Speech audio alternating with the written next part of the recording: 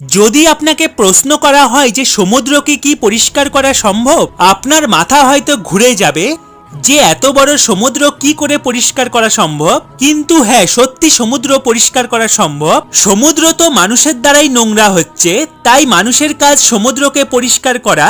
তার আগে চ্যানেলটি সাবস্ক্রাইব করে ভিডিওটিতে একটি লাইক করে দিন, কারণ আপনাদের চ্যানেল সাবস্ক্রাইব আর লাইক করা আমাকে আরেকটি নতুন ভিডিও বানাতে মোটিভেট করে। ওশিয়ান ক্লিন আপ নামের একটি কোম্পানি রয়েছে যে সমুদ্রকে পরিষ্কার করার একটি চমৎকার পদ্ধতি বের করেছে, আর এটা একবারে 4000 কেজি থেকে 9000 কেজি পর্যন্ত নোংরা সমুদ্র থেকে বের করতে পারে।